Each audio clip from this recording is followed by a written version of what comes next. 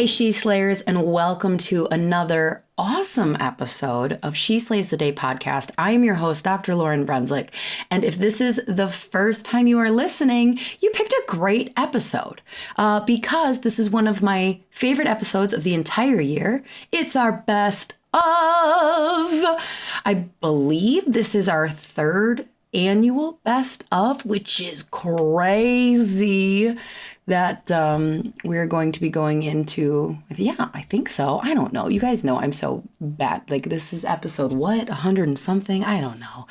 I just show up and Kirby makes me just keep recording. No, this is our best of 2021 episode. And gosh, it's hard. Believe me, as a people pleaser, okay. We've talked about this. I'm actually not a people pleaser. I want everyone to like me. There is a complete difference. I just don't want anybody upset. And so it's always hard because what I want to do is I just want to take every guest that I had. And it's unfair to like the episodes that we just published. There were some amazing episodes in November and December that like really didn't stand a chance because we usually go by like numbers and like we wouldn't, it's hard. Okay. I just want every single guest listening to know that I'm really sorry. I don't put episodes up that I don't think were great. So I loved your episode. I hope you did too. But because I suck at doing this, like picking and choosing often, we throw it out to our tribe. We go tribe. I've never called you tribe. We throw it out to our She Slayers. See, kind of look at which episodes were shared the most on social media, which ones have the most downloads and listens, yada, yada. Okay, I'm doing my best. Don't send your hate mail to Kirby, not me. But, and also maybe we should do it in December. Like, I feel like that's where a lot of the like year in review stuff happens. But, we got around to it. It's in January. Close enough. Good enough. There's some big things coming in 2022 for the podcast. They're all in my head at this point, but looking at, okay, this is kind of a big one. And I want to know your opinion. Are you listening? Okay, stop what you're doing. I need you to listen. Up until this point, we've only had women guests. Okay? Now, this podcast started as an episode for female chiropractors.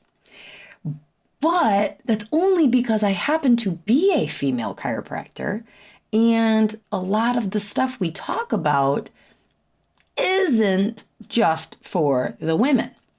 So ladies, the boys have found the podcast. And there's some really good male guests out there. I don't know.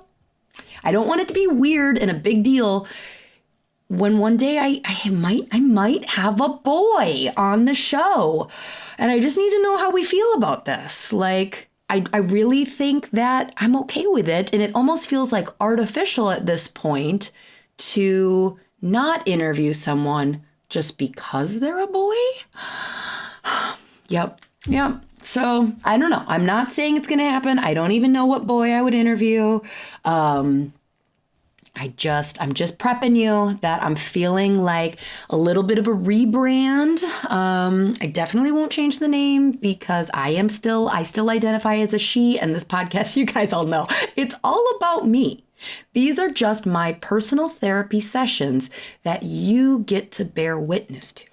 You're welcome.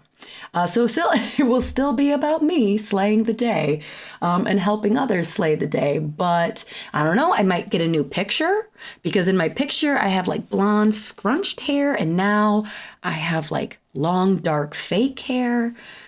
So yeah, so interesting things coming. I know you're all just sitting on the edge of your seat, but I just wanted to give you a heads up that in 2022, we might start shaking some shit up, people. Don't get your undies in a bundle if it happens.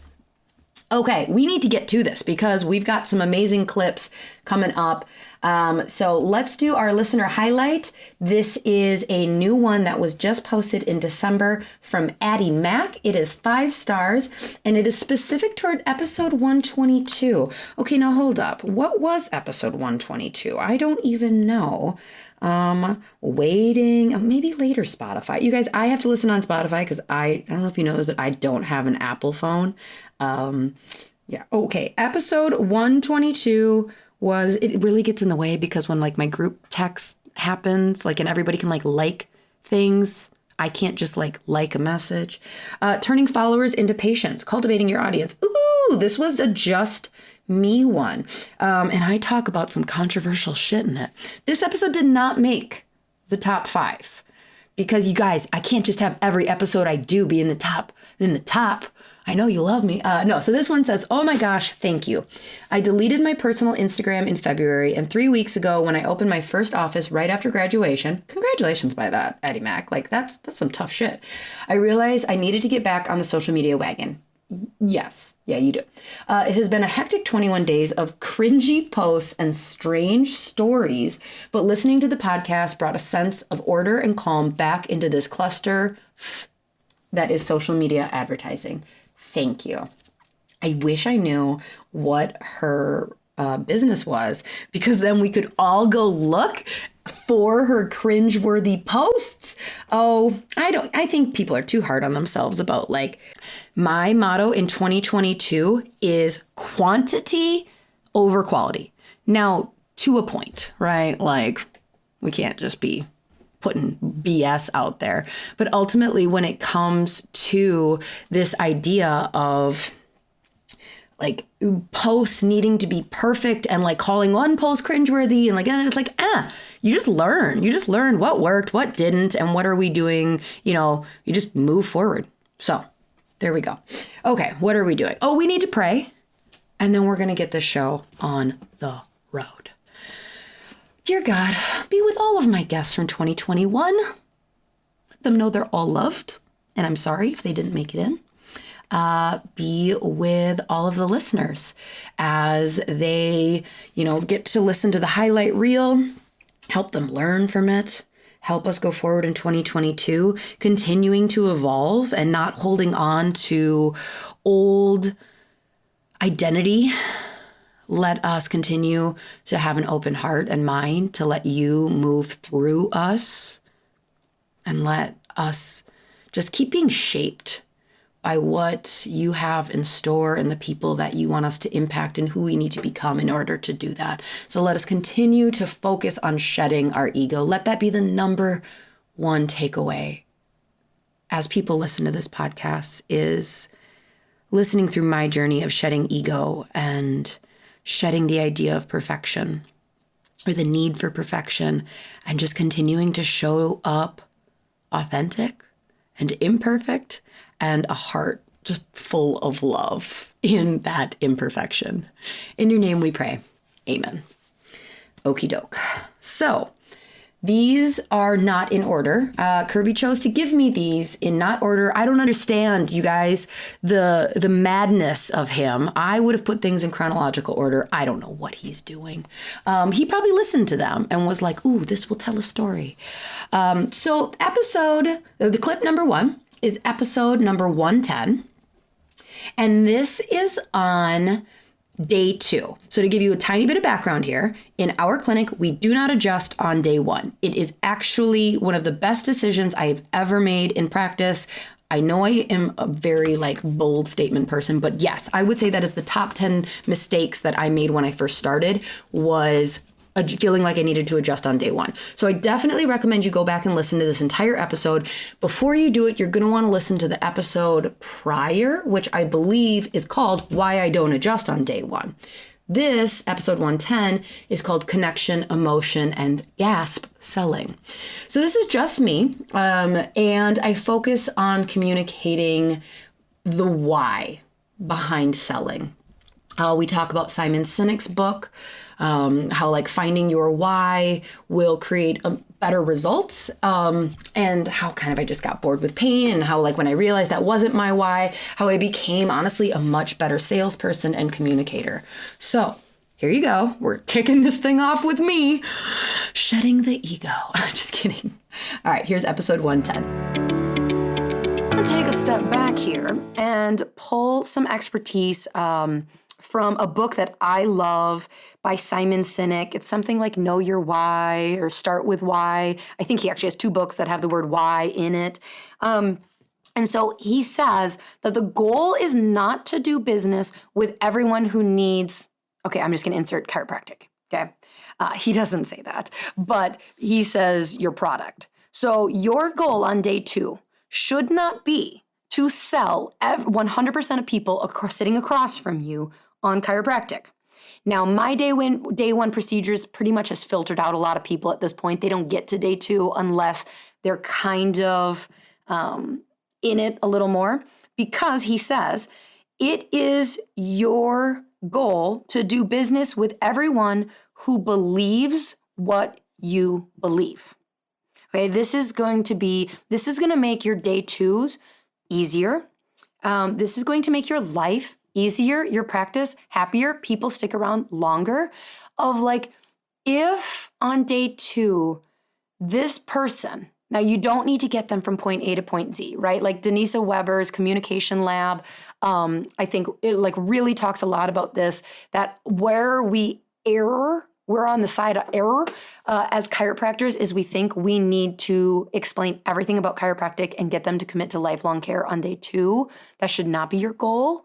You've got time for that.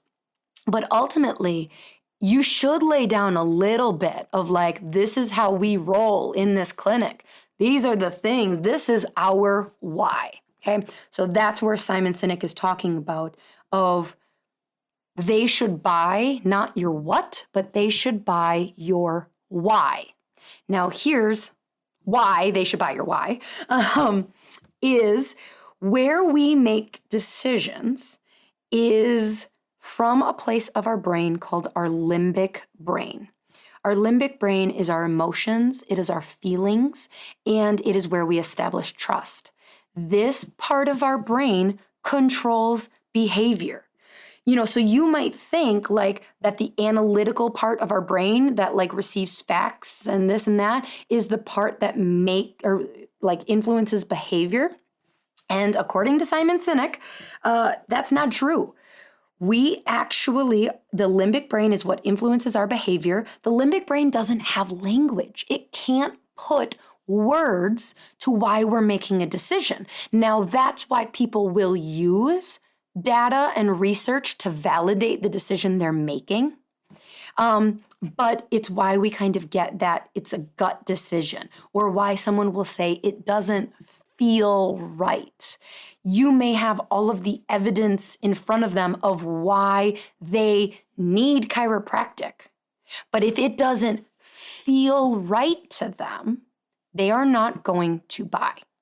That's important. It's really, really important because so many chiropractors think that the point of going in to the day 2 is to educate the ever-living crap out of them so people know it is the right thing. They need to feel it is the right thing. And how you do this and why, oh my gosh, I sent a Marco Polo to Tony Ebel, if any of you guys know, a couple of months ago, and I was like, damn it, I'm so good at the day 2, I can't even get rid of people I'm trying to get rid of because it's just, you understand so much with time and experience that I am so on fire for this damn thing I am selling. Like somewhere along the lines, I graduated as like when I first started practice and I was really insecure and I wasn't really even doing ROF, but as I started, maybe not right out of school, let's say 4 or 5 years in, when I started doing care plans and I had to sell the patient 36 visits and no, your insurance isn't going to cover it, you're going to need to cover it. I was choking on those words and I did not convert as much. Back then I probably had somewhere between a 70 to 80% conversion because I wasn't sure that 36 visits was going to change their life. Now, I am so on fire and believe in chiropractic, like it is just pumping through my blood. So when I sit down to talk to a patient about chiropractic, do I vomit philosophy on them? No, but they can connect to my why. My why is not because I need their $2,000 to pay my mortgage. Luckily, I've gotten past that where I am not counting the dollars coming in to pay my bills. It's why we say no to some patients. Like, nope, you're not tough for us. Because I don't need their money. Is coming from a why of not anger, but not even frustration, not even from a negative place, but just I'm the only one in my town, you guys, who does this. There are 10 other chiropractors. Okay, it's only a town of 9,000 people, right? So there are 10 other chiropractors in our 15 other in our county, and nobody else does care plans. Nobody else talks stress. Nobody else talks anxiety. Nobody else talks about these things that I am just like, oh my God, you are leaving so much on the table. They're just pain, which is fine, good for them. So when they get to me, by the time they have gotten to me, maybe they've tried other chiropractors, but they're here for some reason. If they loved what the other chiropractors were selling, they wouldn't be sitting across from me. So by the time they get to me, they are just so you're different. And I like it. I like it a lot. Because I know my why. I know why I am selling them what I'm selling them. So somewhere along the line, I graduated from a fresh used car salesman to being like, yeah, sure, that Pontiac with 140,000 miles is it's a good buy, good investment. Not to beat on Pontiacs, I don't know cars. To all of a sudden, I am selling the best. I'm selling you a brand new Subaru. This thing has the safest features, your family. I am on fire about putting your family in this car. So, I'm a pretty damn good salesman now. Okay, so we talked about the limbic brain.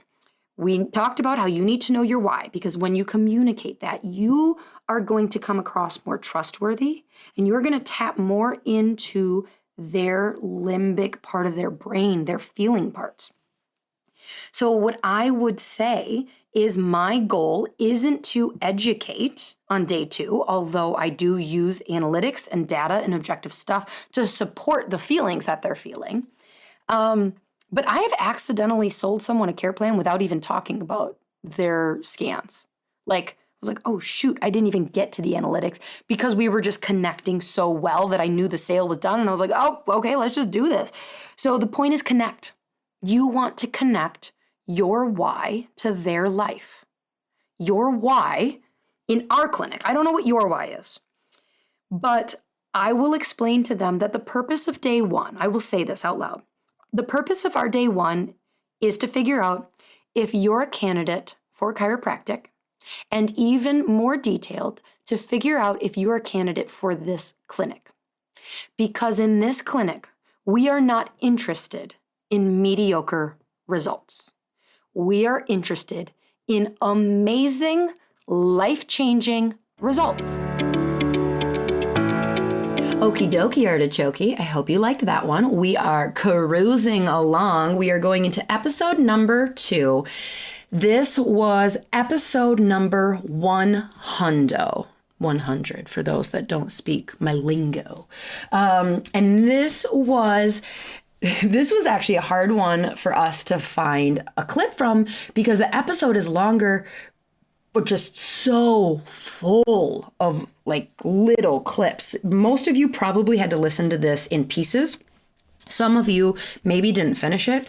Now is your reminder, go back and finish it. Because here's what I do. I just assume you didn't finish it because if you're like me, you work out or you were listening on a workout and then you only get halfway through the murder mystery and then your next work. Oh, again, if you're new, I listen to Morbid is my number 1 podcast that I listen to. It's true crime. So half the time I'm listening to murder mysteries while I'm exercising. But if I get 6/8, which also goes by 3/4 of the way through an episode and my workout's done, a lot of times I don't go back and listen. So this is your reminder. If you did that, go back and listen because it's a freaking awesome episode. We have Dr. Monique Andrews and Dr. Tamara McIntyre. We do a double date. They're in Canada, and again, that's Canada.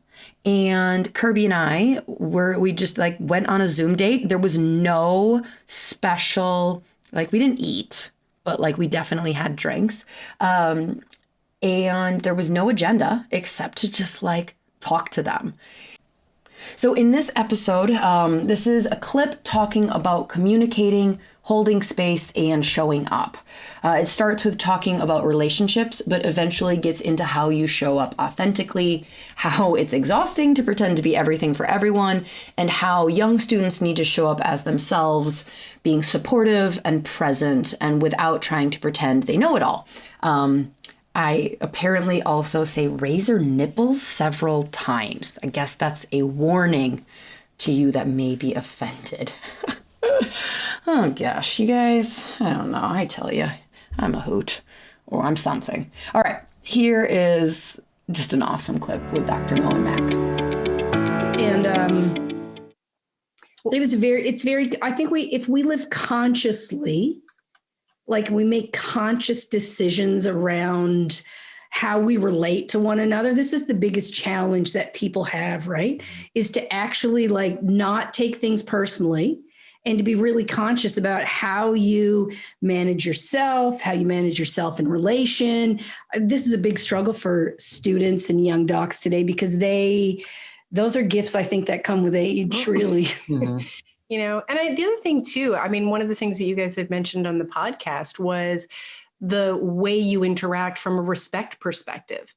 The older that I've got, the older as a couple we've got, the more respectful I've become because my words have the potential of being more hurtful than anybody else's. Mm-hmm. So if I'm going to unleash, then I have to also understand that while it may not have been my intention, the person I love the most is going to be the recipient of whatever it is that comes out of my mouth. And so I feel like as we've gotten older, we've gotten even more respectful of that vulnerable space when we're stressed, so that I'm even more aware of how I'm feeling and how I'm showing up today is going to deeply impact her more than anybody else in this world. And I take responsibility for making sure that I'm not creating another dynamic in her day because I don't have my shit together, you know? No. Sorry. So like, you know, I deal with so much like people pleasing stuff that comes from, which I think, you know, is probably a very normal, like you're 20 something doc, you feel like this imposter and you just want to like, you know, everybody like me because I'm broke and I don't know what, you know, and I feel like I could see as I continue to take steps towards like, I'm going to show up consciously in my interactions with my patients and consciously in my interactions with my staff. There's more. Because I was going to ask you, like, when you're saying, like, you're being conscious, Mo, I was going to say, like, well, is that realistic if you're, like, in practice and you're seeing, like, 80 people that day? Like, that sounds exhausting. But what I'm doing of, like, not showing up consciously as, I don't want to say not my genuine self, but, like, whatever they need to me is part of the exhaustion of why at the end of the day, I'm like, just fucking pass the salt. It's what takes the most energy when if you do not show up authentically, then you're always playing a role. And that's the exhausting piece. You know, something that we say a lot in the foundation is who you are as a person precedes who you are as a chiropractor. And that the tools that you need first and foremost are the ones that allow you to love who you are and to be that person, to show up as that person. Because exactly what you said, Lauryn, that whole, the imposter thing that comes from pretending to be somebody else.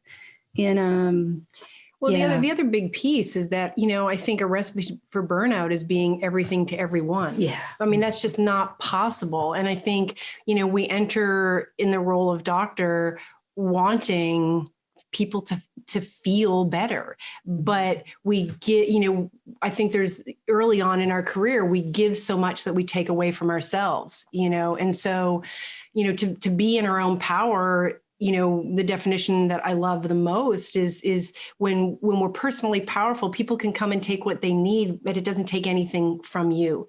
And I think that that's actually rings true with our patients. It's like, if we can be really solidly grounded in who we are, what we do, why we do what we do, then patients can come and, they can take what they need, but we're not attempting to be anything more than, or give anything more than we have to take away from ourselves. And that kind of self-management piece takes a long time. Well, and when you're 25, Yeah. like, you showing up authentically, maybe like, Hey, like, I don't know. Yeah. Like, is that realistic? Like, you can show up authentically now because you are a wise, interesting human. Like, I can show up authentically and be like, oh my God, breastfeeding. Like, yeah, it feels like it's like cutting you with glass. And, like, because that's authentic. Yeah. We work with 20-year-olds. You haven't done that. Like, if you haven't.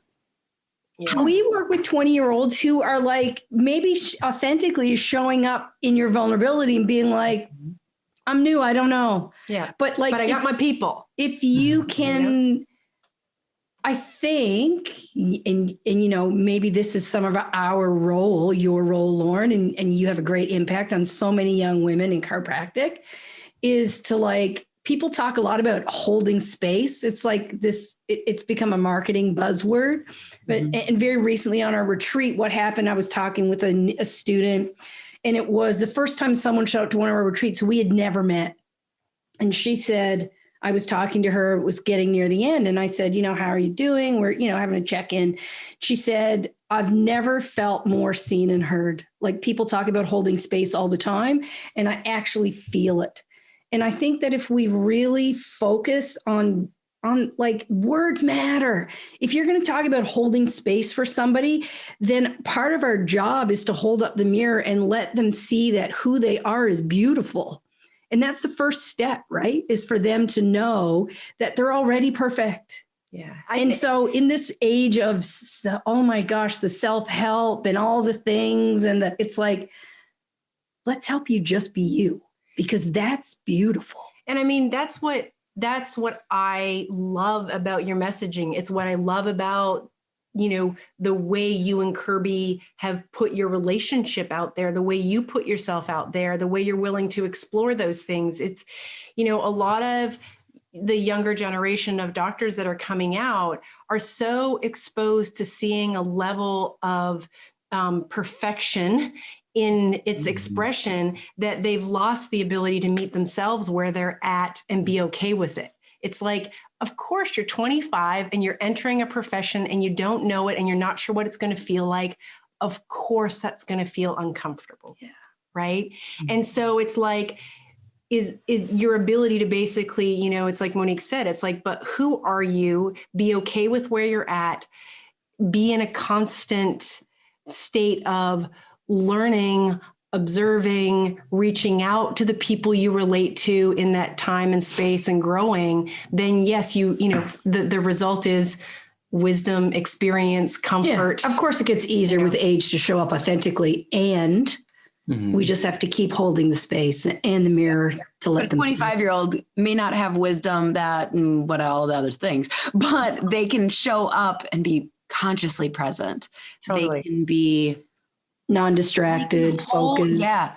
They can be confident while being vulnerable of like, that sound, like in the example of like a mom who's breastfeeding, it feels like a razor on her nipple. You can be like, that sounds really hard. How are you? Do you have people that you can talk to? But, we pump out, again, kind of back to the first part of the conversation, we pump out these people who think they're supposed to have all these answers because of that, like much more like masculine energy of like, do not show vulnerability, do not connecting. Connecting isn't what they're paying for. They're paying for the 75 pounds of force to the sacrum. Right. You know what? Like, connection is the most important thing. And if you're a 25-year-old doctor, don't try and show up like a 50-year-old sage, you know? Like, if you're the 25-year-old doc with the 38-year-old mom, then maybe your role is not to give advice about I can hardly even say nipple razor blade at the same time. You know what I mean? It's like, just do you. Well, I mean, I don't know, No, but I remember this moment when I was a younger doc. I remember this moment with a patient of mine who was pregnant and was really uncomfortable, and not just like physically uncomfortable, but really having difficulty being pregnant and knowing that culturally it's not okay to say, I actually am not enjoying this. Like, I thought I would enjoy being pregnant, but I'm actually really struggling with being pregnant.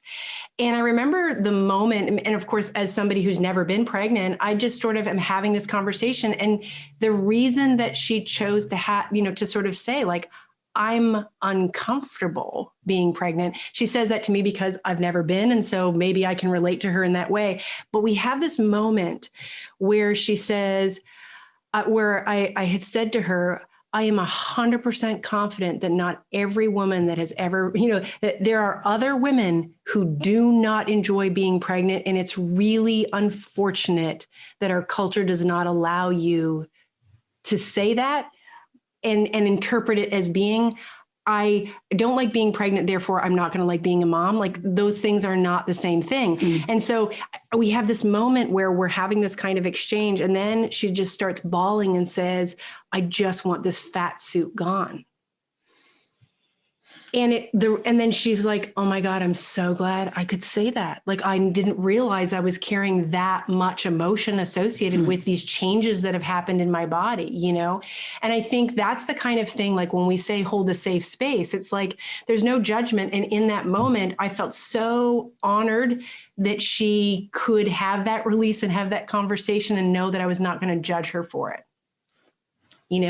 That she could talk about how uncomfortable, because I'm working with her body, because I relate to her in that way. And so I think, if that younger doc can just meet people where they're at without judgment and know that they can say whatever they can. It's hard. It's hard. It's hard. I totally, it's easy for me to sit here and be like, anybody can show up authentically. It's hard. I just want to acknowledge that. Okay, so that was episode number 100 with Mo and Mac, and now we are cruising along. This one is episode 118. This is about miscarriage and miscommunication. I have Dr. Jen Santos on, and we're really talking about caring for the prenatal patients. We're talking about how, as chiros, especially pediatric chiros, we really focus on the joy and good of making families, but along with being that, in that role as a prenatal chiro, you are going to have tragedies. So we talk about how she came to work with the ICPA, and even at like how great chiros can make mistakes, like saying, "Where's the baby?" when someone shows up after their due date, and what to say to someone who's had a miscarriage. Like, this is ultimately... I had, when I joke that these are my personal therapy sessions, reaching out to Dr. Jen to have her on the podcast originated with me, our team. We've been in practice 11 years and miscarriage happens. And, we were doing a team training, and we were just kind of talking. I'm obsessed with systems and procedures. And we're talking about, like, what do we do? Like, what can we do for our patient when that happens? Because it feels so like, can I give you a hug? What do I do? And so I was like, oh, I know somebody at the ICPA. Well, I don't know them, but I'll reach out and just have them on the podcast, because I have a feeling this is something that other prenatal chiros would love to learn from. Another very heartwarming point about this episode is, so this aired a couple months ago. And about a week ago, I got a message from one of my patients who I don't get to see very often. She's actually more Dr. Jess's patient, and goes to our other clinic that I haven't actually stepped foot in a couple months. And she reached out to me and said like, hey, I listened to the podcast, even though I'm not supposed to, because I try and keep my patients away. No, I'm just kidding. And she said, I don't know if you know, but I did just have another miscarriage. I don't know if Dr. Jess had told you, and Dr. Jess had told us because, we report on things at our weekly meeting. So we just know what's going on with our patients. And, she just sent the most amazing message about how just how unique or her chiropractor. Like, this sounds like bragging about us, but I believe all the listeners, this is you for your patients as well. So let this be your friendly reminder. So this patient listened, and she's like, in the episode you talk about how you're worried that the patient's thought is that chiropractic caused it. And so go back and listen to the episode because, and she said it was never my thought. You guys are so supporting and so loving, and just having you as a part of my prenatal team is amazing. So yeah, you guys, you're doing amazing things for people. I just want you to know that. Just keep on just ignoring personal boundaries and offering patients hugs. I'm cool with that. Okay, so here is episode number 118, Miscarriage and Miscommunication with Dr. Jen Santos. Because everybody wants to be in a pediatric practice because it's fun. Everybody wants to do the cute babies. Everybody, it's easy. But a lot of times, we as prenatal chiropractors, we're dealing with the highs, right? We're dealing with people who aren't able to become families, becoming families. And we're dealing with the beautiful transition of women becoming mothers and men becoming fathers and families really being formed. And that's such a beautiful thing. And those are highs. The flip side to that is we're not precluded from the inevitability of death. Mm-hmm. And so that really goes into how do we as chiropractors guard ourselves, love our practice members, love our patients, and also how do we know what to say and what not to say? Because a lot of times there might not be the right thing to say, but there are certainly the wrong things to say. Mm-hmm. And so Jeannie said, that's a really, really heavy topic. I got to think about that.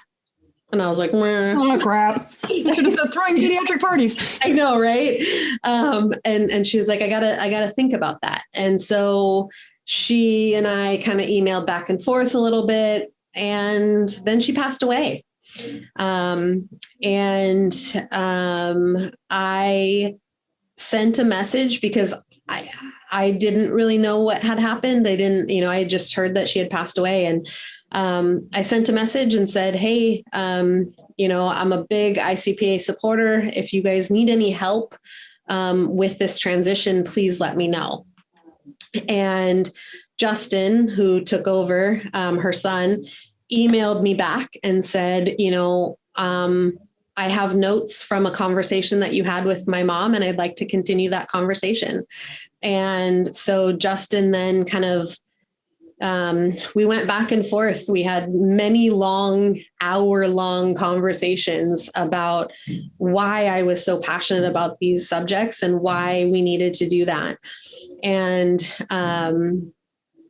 we were going through that, and Justin called me and said that he had been taking care of a woman through her pregnancy, and she and her husband showed up postpartumly, and he looks around and he goes, "Where's the baby?"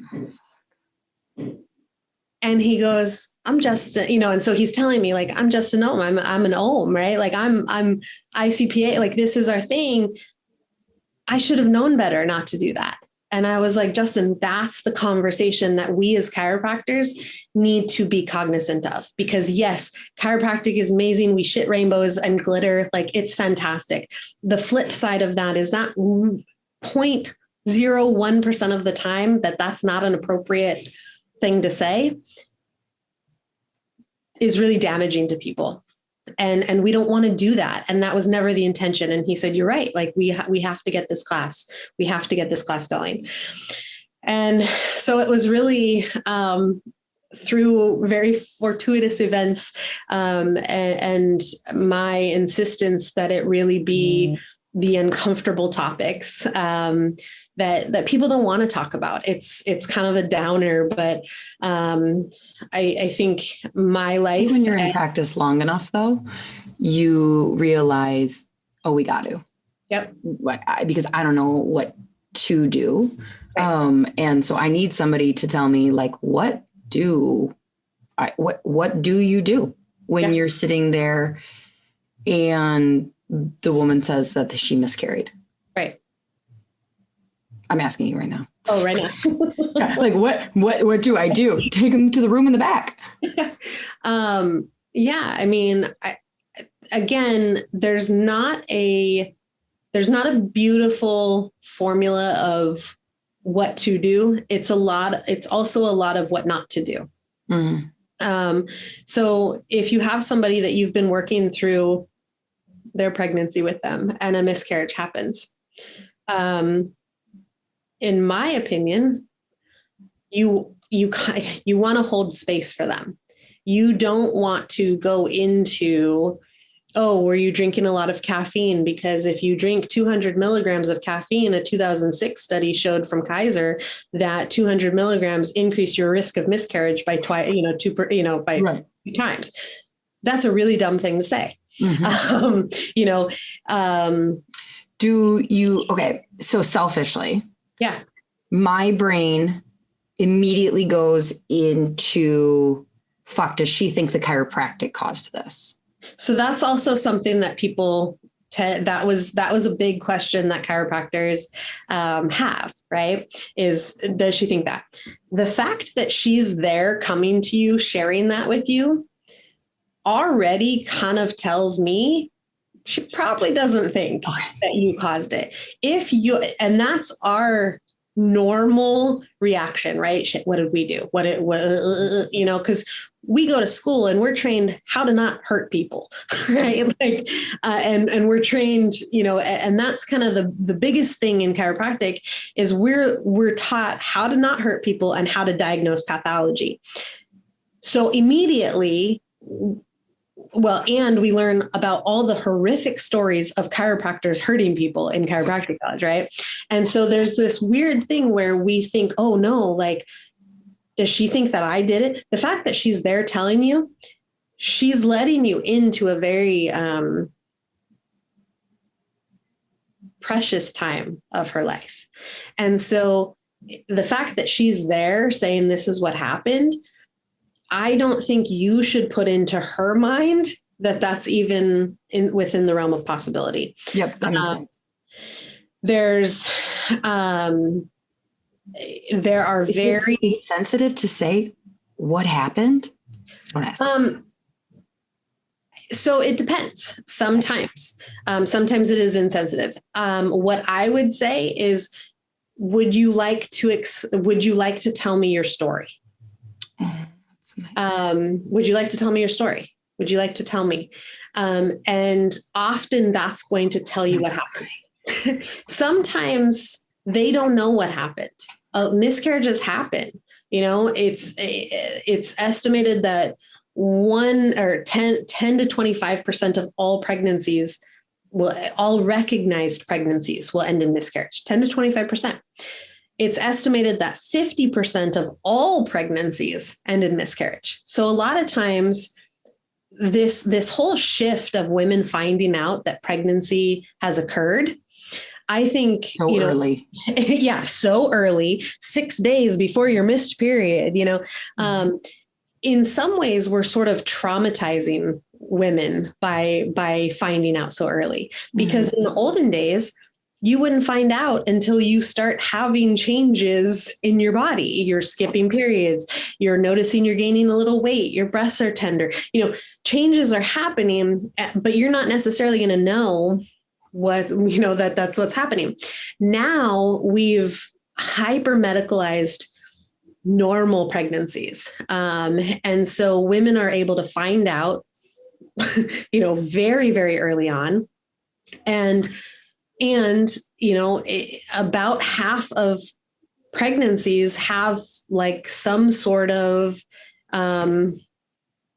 reason why the pregnancy needs to terminate on its own.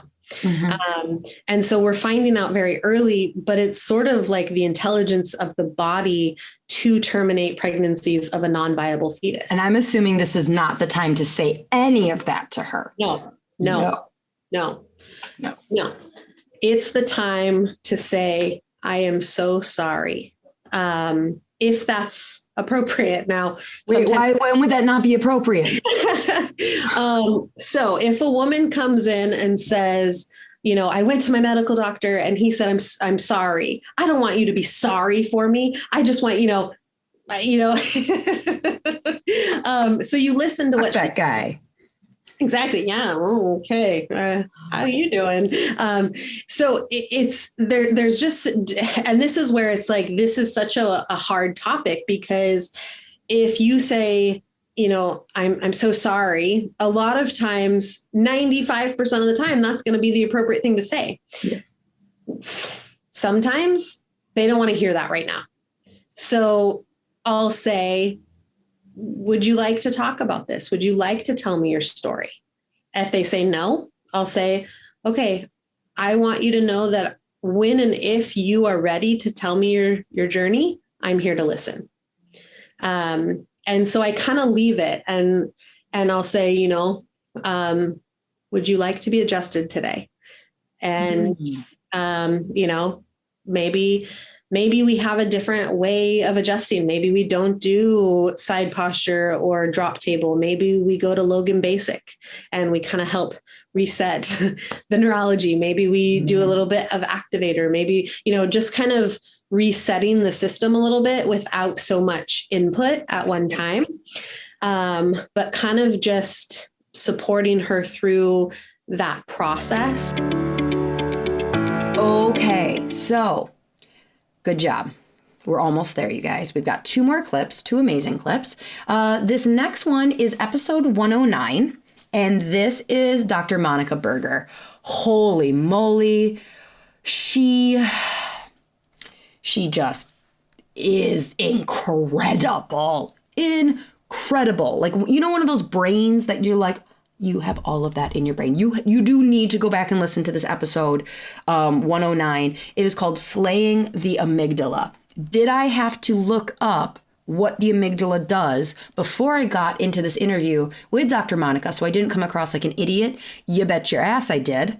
I graduated a long time ago, okay? So this is Slaying the Amygdala, Overcoming Fear with Dr. Monica Berger.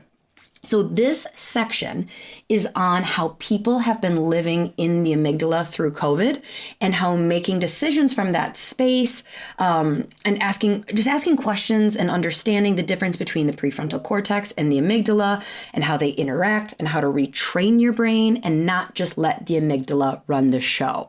It may sound nerdy. It may sound awesome. It's awesome. It is awesome.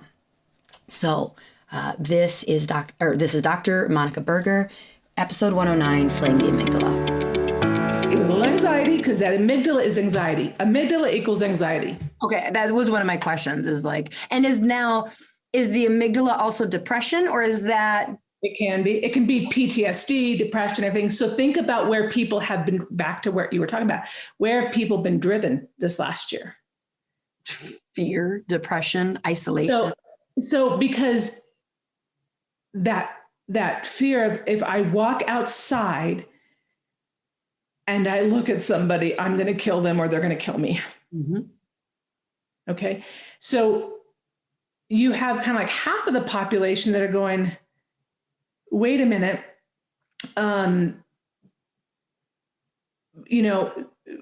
This doesn't have to be that way.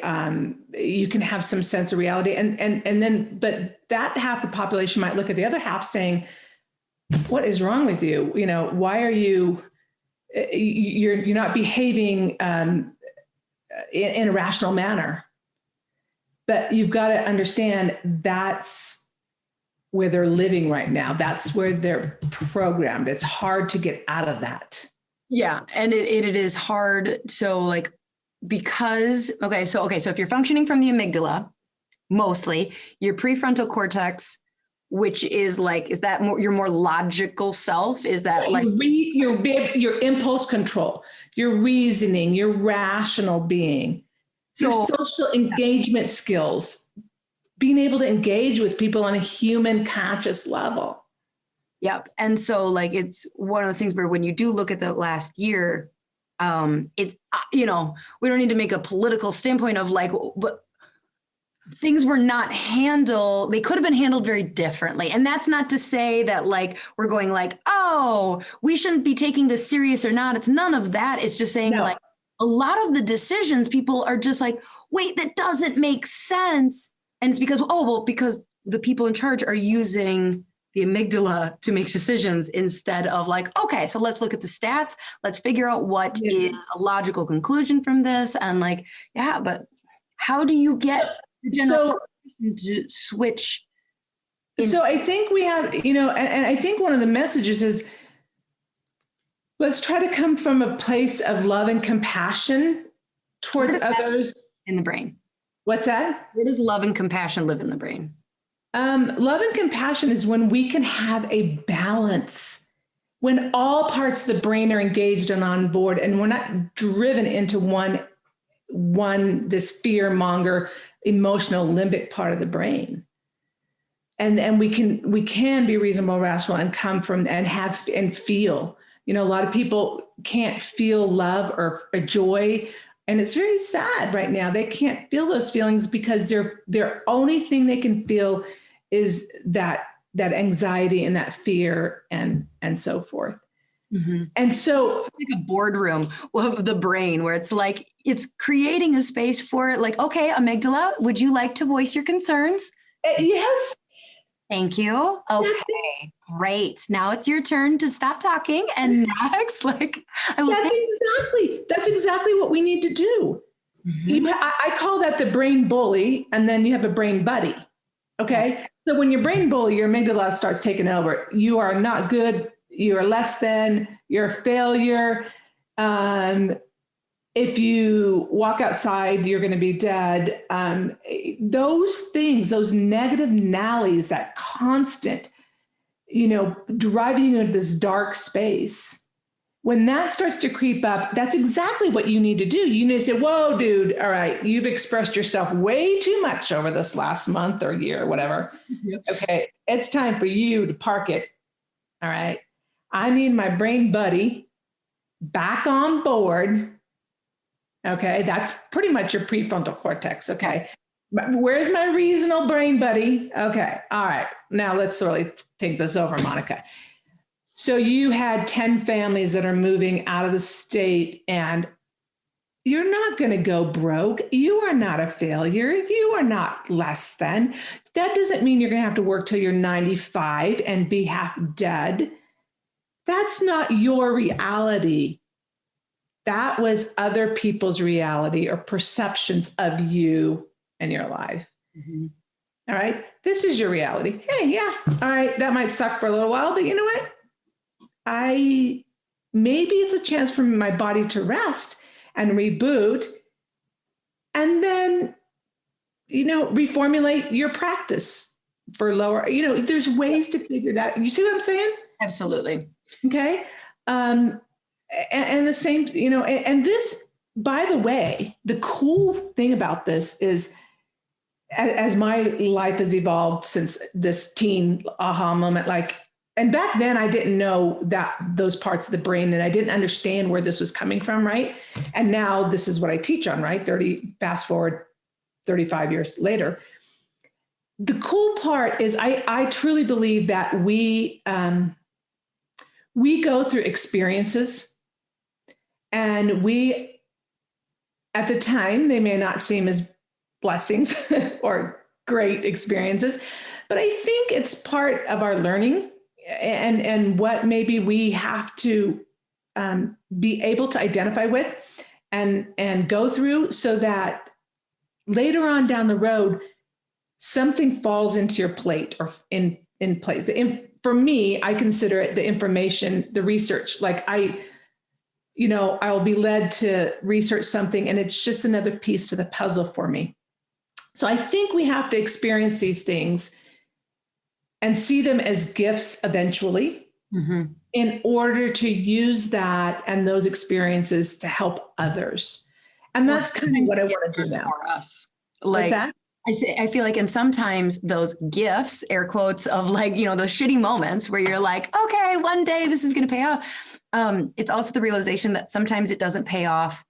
It's not for us. It's not the gift that we're going to receive. It's going to be our next generation, or, you know, like, okay. And as a parent, that is helpful for me, of being like, you know, when I'm going through something and being like, okay, this really sucks, but I can go like, but what is my kid learning from this? What am I breaking in those 14 DNA lineages?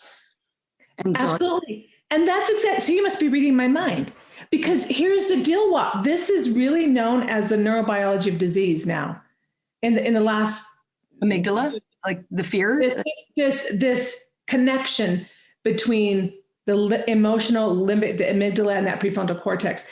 So in especially in the neuropsychiatric realm, this is the two most areas that are studied in communication as far as long-term illnesses.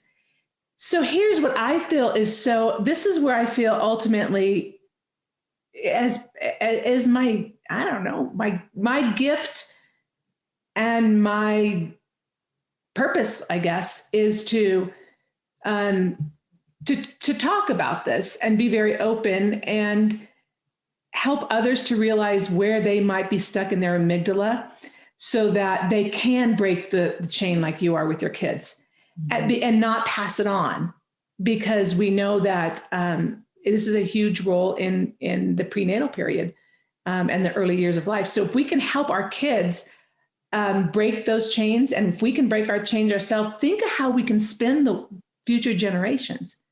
Like, you freaking can change the neuropsychiatric realm of depression, anxiety, PTSD, schizophrenia, a lot of these things. Do you see how cool that is? Yes. Has there been any, I'm sure there's been research like on people who are dealing with some of these long-term illnesses, severe mental health issues, is their amygdala bigger? Like, yes, you got it. Yes. Huge. Because, okay, it's like a muscle. Grow bigger. Oh, it's a muscle. Shoot. No, think of it. It's like a muscle. So if you're a weightlifter wanting to go to the Olympics, okay, and you're not going to go to the gym once a week, right? You're going to go and you're lifting heavy weight, and you're making those muscles bigger, stronger. That which we pay attention to, that which we exercise gets bigger. If our thoughts are constantly being driven to that brain bully, okay, and we constantly are living in a state of fear and anxiety and this mantra in our head, that becomes bigger. Wow. Like literally. They've done, yes. Can it get smaller? If we can be conscious and mindful and bring that balance back. Can the prefrontal cortex be bigger? Have they measured that? Like, do some people? I haven't seen anything on that. Okay. The amygdala has actually been, it's like an almond shaped place in the brain. It's like an almond. Okay. We have one on the right and one on the left. So they've actually been able to see that get bigger, where they've seen circuitry connections in the prefrontal cortex weaker, not necessarily the volume wise getting bigger or stronger. Yeah. Yeah. So my message, I think I want that after all this craziness, hopefully you guys followed us. I know it's kind of, anyway, is take some time. And sometimes silence is, you hear the most in silence, in times of silence. You know, they say silence is golden, but have some time to yourself. And especially after this year, have some time to yourself. Try to get back to your, what I say, authentic self. We all got flaws, right? Ain't nobody gonna be perfect. And by the way, you guys, if you are younger in practice, or anybody out there, if anybody ever tells you that they've never made a mistake or that they've got all the answers, they're lying to you. Because you know what is like, nobody goes around saying that, but they sure as heck act it. Like, it's one of kind of my number one goals with the podcast of being like, is like being incredibly vulnerable and sharing like, oh, this is where I messed up. This is like what I would have done differently. But like, yeah, I think we have way too many people in our profession and others who aren't saying, they'll say like, oh, I've made lots of mistakes. I'm never going to let you know about any of them because I'm perfect. Don't worry. Right now I'm perfect. In my past, I made lots of mistakes, but right now I'm perfect. Exactly. You know, and I think if you take that time and step back and you say, okay, you know, we've all messed up. We've all made mistakes. And when we first, at least for me, when I was first in practice, I thought I had amazing mentors and I've been so blessed and so lucky. But I thought that this, from what I was told or what I even interpret by watching other practices or whatever, I thought in my head, this was right or wrong, or this was the way to do it. If you don't do that, well, you're not successful. And you know, and so I made this reality of this is how it's supposed to be, and this is what successful is, when maybe that's not right for everybody. Find your own success, your own way of doing things, your own way of expressing yourself. Don't be afraid to say, I love you, mentor A and mentor B, or mom and dad. I love you, but that doesn't fit my model. It's too restricting for me. I don't have to. Thank you. I'm not judging it, but that doesn't serve me. Yeah. All right, She Slayers. That was a great one, wasn't it? I told you. They've all been awesome. If you're brand new to the show, let this be a lesson that, like, holy moly, what a great podcast. I should go back and binge Lauryn and her guests because she has the best guests. I have some really exciting guests like on my wish list for this year. I am like really going after Heidi Havoc. Not in a weird way, you guys. Don't like concern her. Like, I want her on the podcast. I know she's extremely busy. So maybe, I don't know, tag her. Like, you guys can help me harass her. Not harass. What would be like a nice word? Coax? Lure? Nope, that's creepy also. Anyways, we're gonna get Heidi on the show. I was just talking to Christy Hudson from Chiro Health USA. I just did a webinar with her and she said like, yes, you need Heidi. I'm going to help you get her on. I'm like, yeah. Who else do I have? Now my brain is just completely blanking. But as I did say, I'm thinking about boys. I mean, I'm not thinking about boys. I think about my husband only, but I'm thinking about allowing boys. So if you're still listening to this episode and you haven't stopped your workout yet, send me who you want. Like, just send me a message, send me some ideas, because like, I feel like when I went to the WDC thing, in Clearwater, I met all these people that I had no idea existed because I just like live in Rice Lake, Wisconsin, and I don't go to a lot of these things. So you got to reach out, tell me who you want to hear. Okay. So this one's last, because it sucks to do an intro for. So this is episode 98. It is stress and second clinics and boundaries with Dr. Bobby Vorman's. By this point, many of you know that Dr. Bobby passed away this year. You guys, spoiler, after the episode. I don't know why my brain felt the need to like, that's what I was going to say is like, after the episode, she passed away. So this is not me talking to the ghost of Dr. Bobby, just in case that for some reason, if that needed to be cleared up.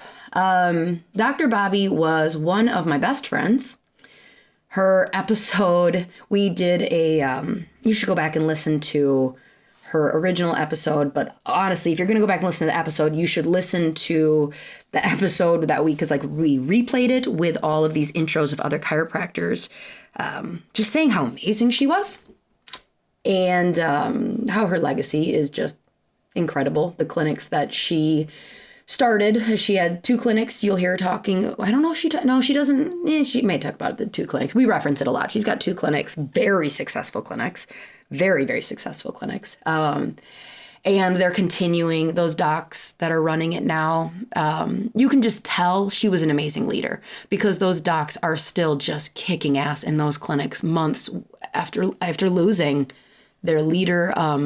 And I'm sure that has to do with her husband, Grant, who's not a chiropractor, who's stepped in and helping. So yeah, so this episode it's about her setting boundaries. We kind of talk about in the episode, we don't want to say it, but like she had a heart scare where she almost lost her life, and some of the things that she needed to do. So this is tough, because what she says is incredibly useful. She's talking about self-care and delegation, but obviously it's heartbreaking in retrospect. She talks about how, given what she's experienced, she, knew she needed to do things differently, and how she has different plans for the future, and how her hope and love for wanting to help and influence others is just so damn great. I couldn't leave it out. Sometimes terrible shit just happens. So this isn't meant to be like, oh, you better listen because she didn't and look what happened. Like, nope, she was really good at, she's kind of self-deprecating about how like she doesn't have good boundaries, but like where Bobby was present, and this is what she says, like she was all in. She was intensely focused. When she was with her family, she was with their family. And so although she says she doesn't have good boundaries, I really think she's a big fat liar. She's a big fat liar. She totally does. She did. But she's got better boundaries now, with all ominous knowledge and insight on universal energy. I hope that made her laugh. So we also talk about how I should have chickens. I forgot that I wanted to get chickens. I'm really thinking that's a good idea. I do live in the city though, so I don't know. So far, 2022, rebranding, allowing boys on, and possibly getting chickens. You guys, so many good things. So I love this woman that you're about to listen to. She is just phenomenal. Her legacy is just proof. Her wake was proof of the impact she had. And I just can't close out 2021 without one more throwback to literally one of the most loving and serving chiropractors I have ever gotten to know. So here is Dr. Bobby Vorman's one more time on She Slays the Day podcast. What kind of boundaries did you have to put into place after? Of like around the idea of like, okay, so we're running these rock star put into place, or my husband put into place for me, right? And right. I'm not a good boundary person. I mean, most people that have known me, I don't.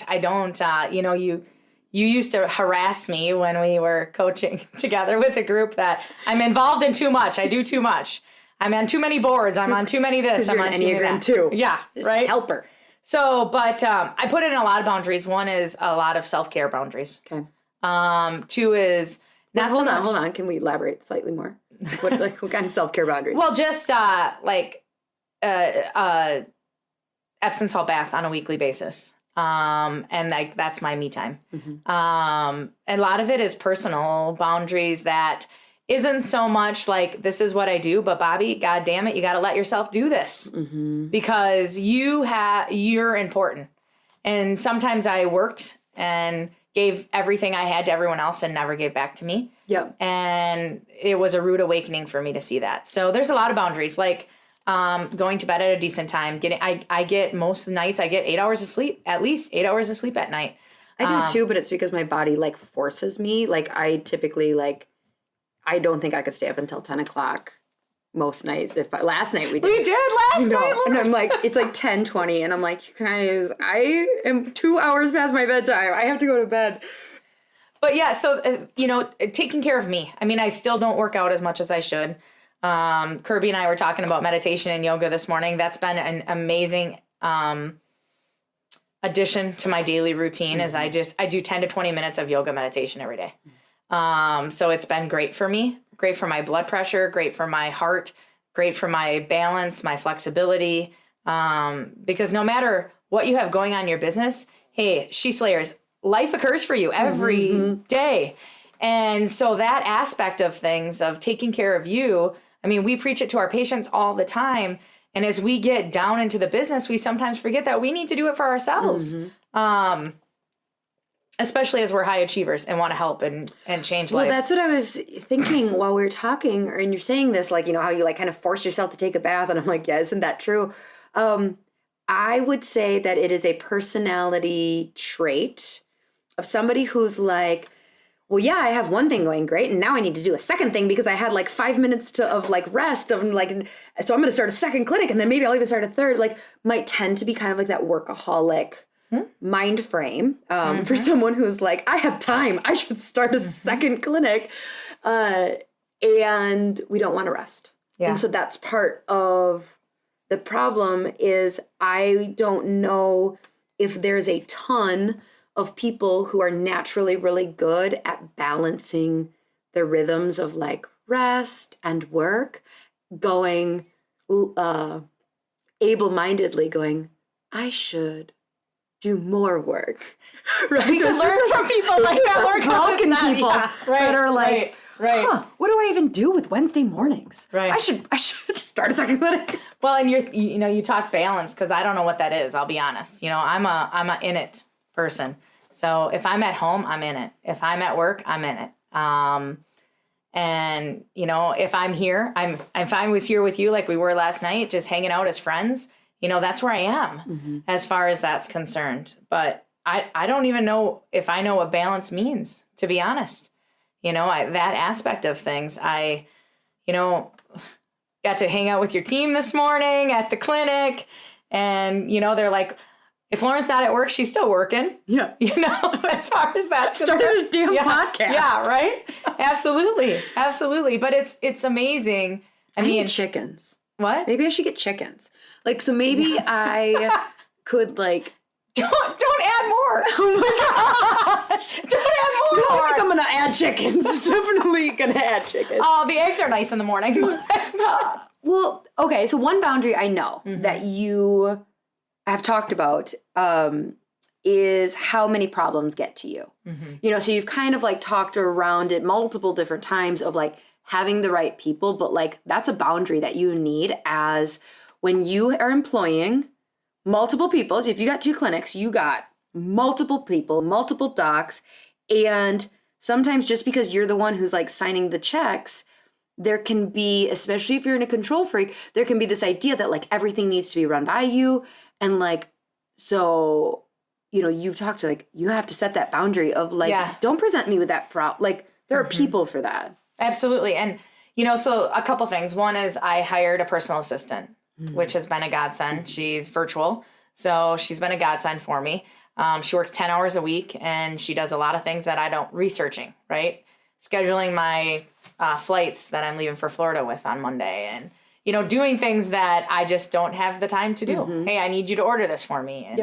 And, so she does a lot of things both in the clinic and personally for me. And it's amazing, which made me go, like there's a lot of stuff off my plate. At work, like I just took everything that didn't need my energy and made a list of it and started dispersing it to people that I felt were confident and good at what they did. And I'll be honest, one of my strong suits is I trust easily. If I say something, can you do this? And you tell me you can, then I think you're going to do it. And have I been burned by that? I have. But it's just allowed me to get things off my plate and set things up, and knowing that things were getting done, and they have been. Again, guys, have I been burned? Yes, I have. But I've really not let it affect of who I am. Yeah. So I still trust Easy. So my team members, 2 Tuesdays a month, they do bills, and they just sent the checkbook and I sign them. I don't look, yeah, you know what I mean? So I still want to sign them to know, like, I joke that they're going out. I'll joke with somebody. I'll be like, because, let's say I'm out and I owe someone money or whatever. And I was just like, oh, next time you're at the clinic, just ask the front desk to write you a $200 check.